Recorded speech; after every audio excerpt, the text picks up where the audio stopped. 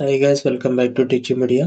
ఈ వీడియోలో react hook లో ఉన్న యూజ్ కాల్ బ్యాక్ హుక్ గురించి అయితే ఇన్ డీటెయిల్ గా చూద్దాము. Use call back. సో ఈ హుక్ అనేది ఎందుకు యూజ్ చేస్తారంటే బేసికల్లీ మీకు ప్రీవియస్ వీడియో చూస్తున్నట్లయితే యూజ్ మెమో హుక్ అనేది వాల్యూని మల్టిపుల్ టైమ్స్ క్యాలిక్యులేట్ చేయకుండా ఒకటేసారి క్యాలిక్యులేట్ చేసేసి ఎన్నిసార్లు కాంపోనెంట్ రెండర్ అయినా సరే అది అదే వాల్యూ ఇవ్వమని చెప్పాను. సిమిలర్ గా ఇక్కడ ఏంటంటే యూఎస్ కాల్ బ్యాక్ అంటే ఇది ఒక ఫంక్షన్. బేసికల్లీ ఇది ఒక ఫంక్షన్. సో మల్టిపుల్ రెండర్స్ అయినా సరే ఆ ఫంక్షన్ రీక్రియేట్ అవ్వదు. అంటే మళ్ళీ ఈ ఫంక్షన్ లేదనుకొని ఆ రెండర్లో మళ్ళీ చూపెట్టదు. సో నేను అన్ని ప్రాక్టికల్గా కూడా చూపిస్తాను. సో ఇక్కడ చూడండి, ఇంక్రిమెంట్ అనేది ఒక ఫంక్షన్. బేసికల్లీ మనం ఎలా రాస్తాం, ఆరో ఫంక్షన్ పెట్టేసి దానిలో సెట్ కౌంట్ అని పెట్టేస్తాం. ఈ ఇంక్రిమెంట్ అనే ఫంక్షన్కి నేను యూస్ కాల్ బ్యాక్ హుక్ పెట్టాను. సో దానివల్ల యూజ్ ఏంటి, నాకు అది ఉన్నా లేకపోయినా కూడా సేమ్ ఫంక్షనాలిటీ ఉంటది. కానీ ఒకవేళ రెండర్ అయితుందనుకోండి, ఈ ఈ కాంపోనెంట్ అంతా రెండర్ అయితుంది.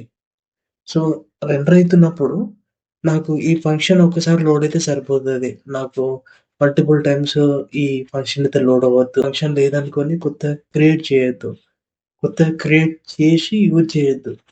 So that is all about this use call back. మీకు ప్రాక్టికల్‌గా చూపిస్తాను. నేను డీబగ్ చేసి చూపిస్తాను. ఇన్ డీటెయిల్‌గా అర్థమవుతది ఇంకా. పేరెంట్ కాంపోనెంట్ ఇది. సో పేరెంట్ కాంపోనెంట్‌లో నాకొక ఫంక్షన్ పెట్టాను. సో ఈ ఫంక్షన్ అనేది చైల్డ్ కాంపోనెంట్. ఈ చైల్డ్ కాంపోనెంట్‌లో నుంచెల్లి కాల్ చేయాలనుకుంటున్నా. సో నేను ఈ ఫంక్షన్‌ని ఈ చైల్డ్‌కి పంపాను. సో ఈ చైల్డ్ ఎక్కడుంది? ఇక్కడుంది. ఈ ఆన్ క్లిక్ వచ్చేసి ఈ బటన్ పైన క్లిక్ చేసినప్పుడు ఆన్ క్లిక్ ఫంక్షన్ కాల్ అవుతుంది. అంటే ఒక పేరెంట్‌లో నుంచెల్లి చిల్డ్రన్‌కి ఒక ఫంక్షన్ పాస్ చేసేటప్పుడు ఆ ఫంక్షన్‌కి యూజ్ కాల్ బ్యాక్ పెట్టాడు. ఇక్కడ యూజ్ కాల్ బ్యాక్ పెట్టకుంటే ఏమవుతది? ఒకవేళ ఈ పేరెంట్ కాంపోనెంట్ ఒకసారి రెండర్ అయిందనుకోండి, ఈ చిల్డ్రన్ కూడా రెండర్ అవుతది. చిల్డ్రన్ ఎందుకు రెండర్ అవుతదంటే వెన్ పేరెంట్ కాంపోనెంట్ రెండర్ అయితది కాబట్టి దాని చిల్డ్రన్స్ కూడా రెండర్ అవుతది. ఓకే. కానీ ఈ ఫంక్షన్ అనేది కొత్తగా క్రియేట్ అయింది కాబట్టి కొత్తగా రీక్రియేట్ అవుతుంది. సో ఈ ఫంక్షన్ రీక్రియేట్ అవ్వకుండా ఉన్న ఫంక్షన్‌నే, అంటే ఈ రెండర్ అయ్యేకన్నా ముందు ఉన్న ఫంక్షన్ డైరెక్ట్‌గా పంపామనుకోండి, ఈ చైల్డ్ మొత్తం కూడా రెండర్ అవ్వదు. So that is the use of use call back function. ఇది చాలా మేజర్ ఇంపార్టెంట్. మనం ఒక ఫంక్షన్ చిల్డ్రన్‌ని పంపిస్తున్నామంటే దానికి యూజ్ కాల్ బ్యాక్ పెట్టండి. పర్లేదు. సో పర్ఫార్మెన్స్ మంచిగుండాలనే ఈ యూజ్ కాల్ బ్యాక్ వాడతారు. Similar example, no doubt at all. Similar example input ఫీల్డ్‌లో కూడా సేమ్ అలానే పెట్టాను. ఇది ఈవెంట్‌లో కూడా హ్యాండిల్ చేస్తది. మీనింగ్ అంతే. అంతకు మించి ఏం లేదు. నాకు లెఫ్ట్ సైడ్‌లో ప్రాజెక్ట్ ఉంది అండ్ రైట్ సైడ్‌లో 5173 పోర్ట్ మీద అయితే ప్రాజెక్ట్ రన్ అవుతుంది. Okay. So first example. So ఈ ఇంక్రిమెంటే తీసుకున్నాం. అది రీక్రియేట్ అవుతుందా అవ్వట్లేదా అని చూపిస్తా డైరెక్ట్‌గా. సో ఈ స్టేట్ యూజ్ కాల్ బ్యాక్ రియాక్ట్‌లో నుంచి ఇంపోర్ట్ చేసుకోవాలి కదా. Import use state and use call back. Okay. నాకు ఇప్పుడు రెడీ అయింది. ఏంటి, ఒక బటన్ పెట్టాను. ఆ బటన్‌లో ఇంక్రిమెంట్ పెట్టాను. ఇంక్రిమెంట్ చేసినప్పుడు ఈ ఫంక్షన్ కాల్ అయితది. విత్ యూజ్ కాల్ బ్యాక్ అనే దాన్ని వాడాను. దాంట్లో first parameter set count increment చేయడానికి వాడే arrow function and second one అనేది డిపెండెన్సీ. ఓకే. సో ఇంక్రిమెంట్ బేస్ చేస్తుంటే ఇంక్రిమెంట్ అవుతుంది. Okay good. ఇప్పుడు నాకు దీన్ని ఎలా టెస్ట్ చేయాలి? అసలు ఇది రీక్రియేట్ అవుతలేదని ప్రూఫ్ నన్ను అడుగుతారు మీరు. సో అప్పుడు నేను చెప్తాను. ఐ విల్ డెఫినెట్‌లీ సే మీకు యూజ్ ఎఫెక్ట్ గురించైతే చెప్పాను. సో, ఆ యూజ్ ఎఫెక్ట్‌లో డిపెండెన్సీ కింద ఈ ఫంక్షన్ పెట్టాననుకోండి, అప్పుడది రెండర్ అయితుందా లేదా అనేది ఆ వాల్యూస్ ఏం చేస్తున్నాయి, యూజ్ ఎఫెక్ట్‌లో ఉన్నది ఫాలో అవుతది కదా! సో, యూజ్ ఎఫెక్ట్‌లో ఈ ఫంక్షన్‌ని డిపెండెన్సీ కింద పెట్టుకున్నామనుకో అది రెండర్ అయితుందా లేదా అనేది చెప్తది. Okay. Use effect. So, first arrow function and dependency దీంట్లో ఇంక్రిమెంట్ తీసుకున్నా. సో, ఇక్కడ నేను జస్ట్ కన్సోల్ ఔట్ చేస్తున్నా.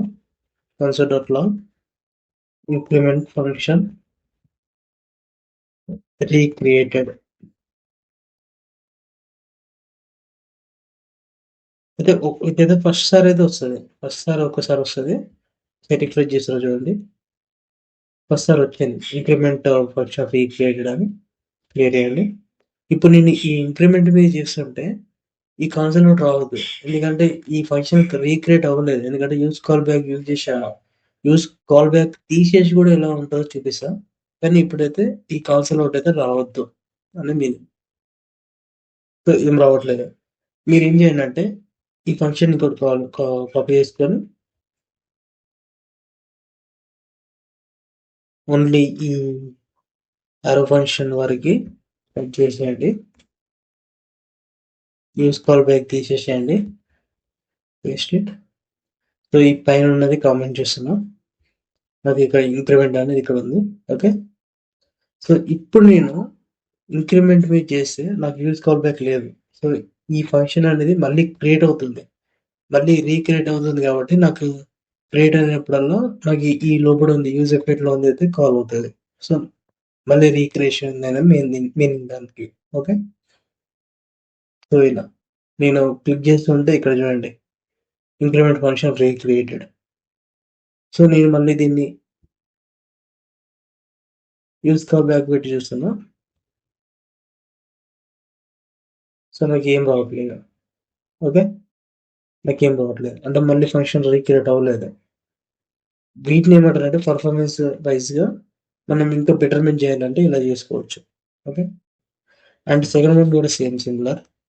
మీరు ఒక కాంపోనెంట్ ఒక 2 కాంపోనెంట్స్ తీసుకోండి. So port react from react and use state and use call back కదా యూజ్ స్టేట్. ఓకే.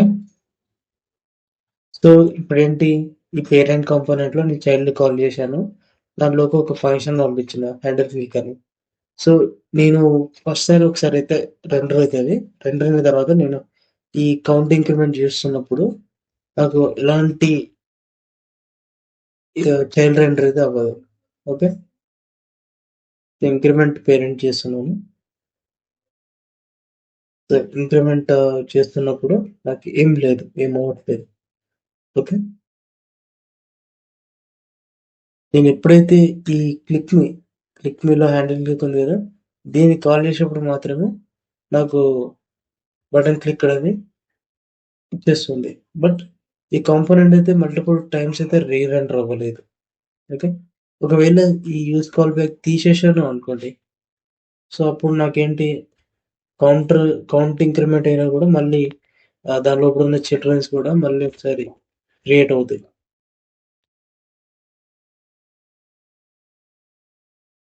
క్లిక్ మీ చేశాను. Okay good. అండ్ ఇంక్రిమెంట్ మీ చేస్తున్నప్పుడు కూడా నాకు చైల్డ్ రెండర్డ్ అని వస్తుంది. చైల్డ్ రెండర్డ్ ఇలా. సో మల్టిపుల్ టైమ్స్ రెండర్ అయిపోయి ఒక్కొక్కసారి చాలా ఫంక్షన్స్ అయినాయి అనుకోండి వెబ్సైట్ క్రాష్ కూడా అవుతుంది. సో అలాంటి ప్లేసెస్లో పర్ఫార్మెన్స్ అనేది ఒక కీ లాగా చూస్తారు. సో అప్పుడు ఇలాంటి యూజ్ కాల్ బ్యాక్ ఫంక్షన్స్ అయితే వాడుకోవచ్చు. హుక్స్ అయితే వాడుకోవచ్చు. ఓకే. సో మిగతా కూడా అలానే ఉంటాయి.